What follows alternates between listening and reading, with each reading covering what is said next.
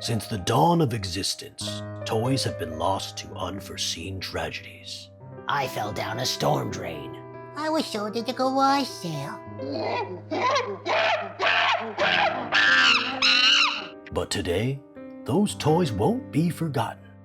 Instead, we celebrate them on another edition of the toys we loved and lost. What's up, Internet? Every single muscle here, and today I'm sitting down with two of my favorite people in the toy collector community, Cody and Marlenne of the Secret Toy Society. They've got some truly tragic tales to share of toys stolen, toys sold, and toys lost to the sands of time. And I'm very excited about this one because Cody's first story is about one of the greatest toy lines that practically nobody has ever heard of. Let's dive in. All right, I'm here with Cody, who some of you may know better as Retro Barbarian, or as one half of the Secret Toy Society with his wife Marlenne. I've mentioned them a few times before because they sell the coolest bootleggy eccentricities from across Mexico and South America, all kinds of truly bizarre stuff. But today, Cody, I'm asking you to share with us a story of a toy that you loved and lost. Hit me with it. Okay, so I've been doing this for quite some time, and when it comes to toys that I've loved and lost, there's been no shortage. There is a very rare and obscure toy line that I found one over the years, but I have since sold that one because it wasn't the one that I loved and lost. So my dad was a creative art director for many popular sports apparel companies in the early 90s. Do you remember those starter jackets? And sure, of course. He was actually the one that had a large part in designing those big puffy sports jackets, and he traveled a lot for work. So he was able to kind of go around different places and source obscure toys. And he was actually a collector as well. So our basement was just jam-packed with in-package toys, all the Toy Biz stuff, tons of wrestling stuff, monster stuff. It was everywhere. One of my earliest toy memories, I remember him coming back from some sort of business trip. And are you familiar with the Tonka WWF Wrestling Buddies? Of course. There's one right there. There you go. You got the $1 Million Man, Ted DiBiase back there. Introducing WWF Wrestling Buddies. Punk 'em, bop 'em. Wrestling Buddies are looking for action. Hey, fellas, what's going on? Nothing, Dad. So there was a toy line that was so obscure and extremely rare. I don't know if it's ever been on your radar, but you know who James Groman is, don't you? Yeah, James Groman. He's a legend in the toy design industry. He worked on Care Bears, he worked on Mad Balls, he worked on all kinds of cool stuff. But he created a monster toy line of the Wrestling Buddies, mighty fighters of the future. They're extremely, extremely rare. They're like, you just never see them. But only 3 or 4 of them got made. So the whole line was never fully produced. The coolest ones, of course, just like always, didn't make it to production. And I want to say it was because they were pulled. They were pulled off the shelves. Maybe weren't even on the shelves a month. It was like that fast. For a while, I was like, dude, do I have one of the only ones in existence? It felt like I was part of this exclusive club, I believe the company was those characters from Cleveland. But James Groman created this line of monster wrestling buddies that had hard molded heads, and their bodies were plush, just like a wrestling buddy, and they had Velcro on their hands so they could hold their accessories. Or you could do like wrestling holds, like clasp their hands together. The one I'm talking about today, his name was Hillbilly Hog. So my dad, he came back with this Hillbilly Hog, and it was a big open box, kind of like how the wrestling buddies come in, and they've got their accessories and a championship title belt that went around their waist. It was like a snap-on belt. So these were like intergalactic wrestlers. And to me, even today, that's one of the coolest concepts of all time. I mean, no argument there.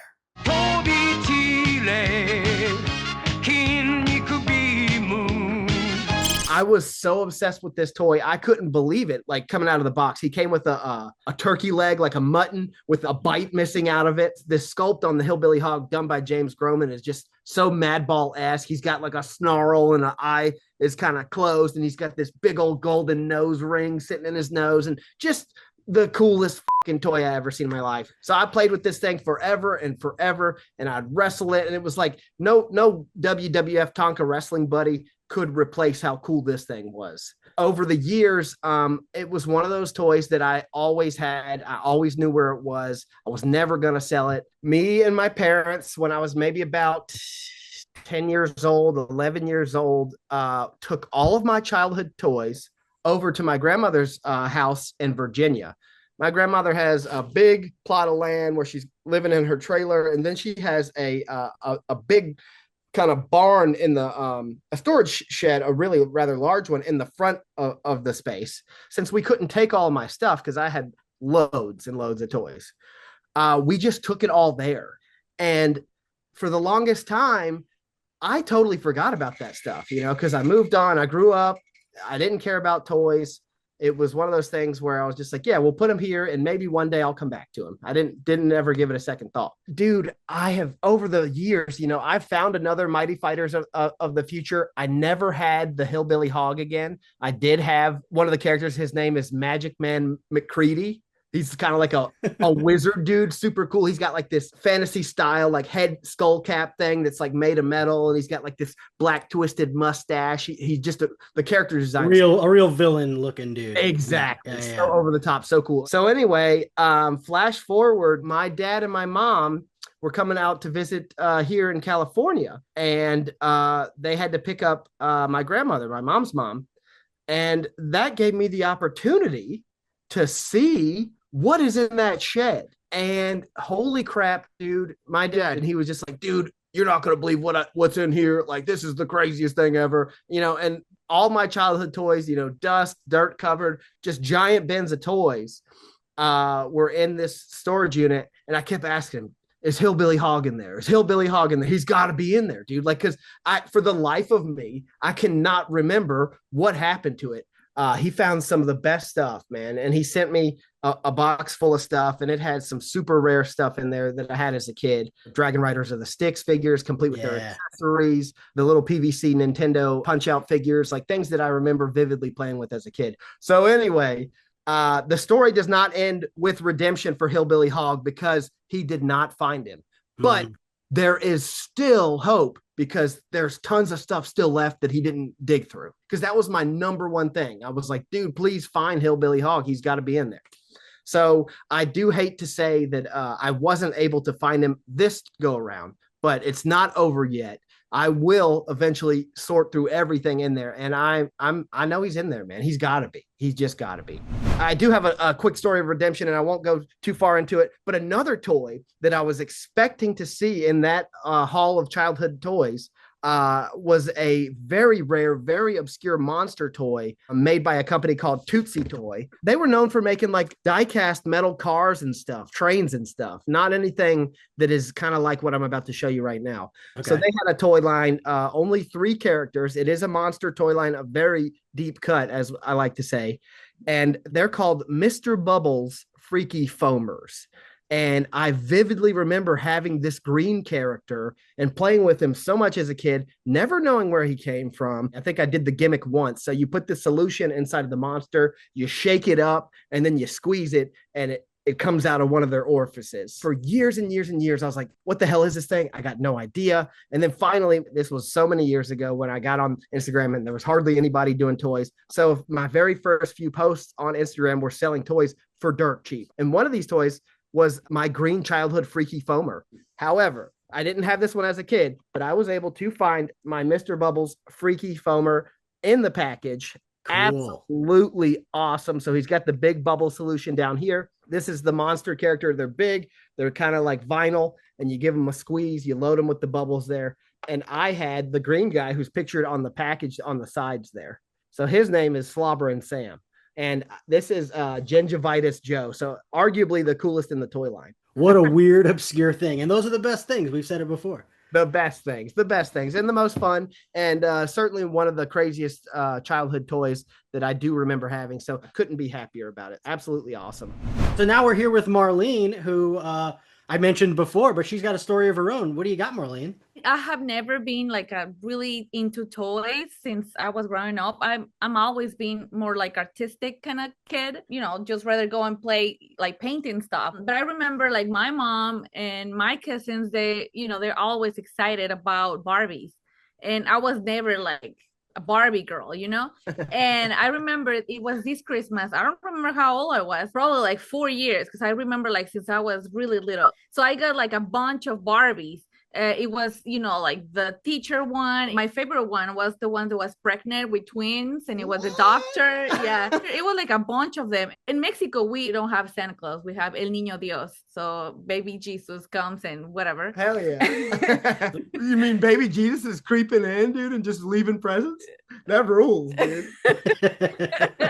So anyways, my neighbors, you know, they were like all excited, and they were like, well, what did you get? And I'm like, just a bunch of Barbies. And then they were like, okay, can you come and play with us? And I'm like, sure. So I brought all my Barbies, all of them. And we were playing. And then I remember that they were like, oh, I think your mom is calling you. And I'm like, okay, I'll be right back. So I go to my house, and then I go, what happened? Like, what do you need, mom? And then she was like, no, I didn't call you. And I'm like, okay, I'm going to go back to play. And then once that I went back to play, they never opened the door. They just stole all your Barbies. Dude, they jacked all your Barbies? Yeah, but the funny part is that I didn't care. I just went back to my... Yeah, you were just like, I don't need those Barbies, whatever. Yeah, I was like, okay, whatever. But more importantly, those neighbors suck. Yeah. And then I told my mom, because my mom was like, where's our, you know, where are all your toys, like your Barbies and stuff? And I'm like, oh, the neighbors kept them. So she talked to the mom, and the mom said, like, no, we don't have anything. Oh, no. Shady, real shady. Yeah. What can we do? You know, like call the police and say like, oh, they stole my toys? I don't think so. So that's basically it. You know, maybe they were less fortunate. Maybe those parents weren't able to give their kids Christmas. So they felt like it was like a blessing in disguise. Like, oh, we got all these new Barbies. We can just pretend, you know, this is our Christmas for our kids. So we're going to lie to the parents. We're going to lie to Marlene and just totally... What are you talking about? We don't have any Barbies here. Yeah, but that's kind of sad. You know, very sad. Because their kids, I remember that they were like older than me. So they knew what they were. Of course they knew. Of course they knew. Of course they knew. I mean, if they were happy, so. Yeah. And at the end of the day, you didn't really care about Barbies. You still don't care about Barbies. No. So ultimately, you didn't lose anything. And if anything, you maybe gave them a blessing. My older story about toys is like, since I was never into Barbies, but I was into babies. Dolls. So I was at this big store, like kind of like Walmart store. It was called Carrefour. And I fell in love with this toy. It will come with all these doctor stuff. And you will have like everything to dress as a doctor and like tools and stuff. Doctor, Chiquitín tiene dolor. Siéntale en esta camilla para oírle el corazón. Hay que bajarle la fiebre, menudo calenturón. Doctor, Chiquitín está peor. Solamente hay un remedio al curar esta inyección. Chiquitín enfermín de Hershey necesita un buen doctor. So I don't remember what happened to the doll. I don't know if my mom gave it away or I don't know, but I remember like I lost it and I was like very, very like sad. So anyway, so I met Cody and he was all into toys and I was just like, toys, you know, like whatever. Like she started to go to these toy shows and these events with me and, you know, we're selling stuff together and she sees people's reactions to, you know, somebody finding something they had as a kid or somebody getting something they never had and just experiencing that small window of joy. And she was like, man, I'll never know what that's like. Or I can't relate because I don't know the feeling. Yeah. But you know, I got to a point where I was like, Marlene, is there anything that would ever make you feel that way? And she would describe this doll. It was last year or early this year when I saw it in Mexico. It was just like there. And I was like, that's my baby, you know? And then finally, you know, I can relate to everyone. The feeling of finding something again, you know? Yeah. So it's amazing. The only one that I care about and, you know, I found it and of course, I had to buy it. Yeah. And it's just unique. Like you can see the face, like the eyes or something. It has it like different. It's very unique. So you can hear his heart, and then you will push this button, and it will sound, and then it has like a hole on the bot that you can just like put like the needle in. But you press like this button, and then he gets like boogers. He gets boogers, like he has snot. It's my magic nose goblins.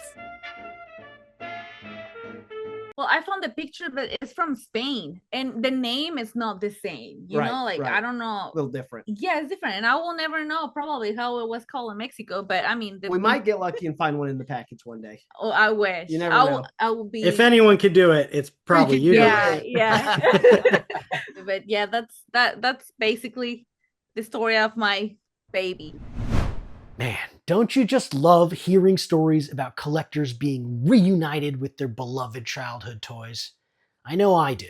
And that's why I'll be back with more episodes of the Toys We Loved and Lost real soon. And if you're new to the channel, please be sure to like, subscribe, comment, click that new hype button. And if you've been watching for a while now and want to throw some extra support my way, I've got a couple t-shirts up in the store, which will be linked below. But even more exciting is the release of this, my first ever vinyl pin designed by me and produced by my buddy Umbrella Pins of the Timmy Turtle Crab Lobstrosity Alien. They're available in green and pink for just 10 bucks a piece. Slide into my DMs on Instagram to grab one of those. And if you get one of each, maybe I'll cut you a deal. So stick around for more toy hunts, more toy hauls, more every single battle beast, and more every single muscle. I became the dog's chew toy. I got left on the bus. I was traded for 2 X-Men.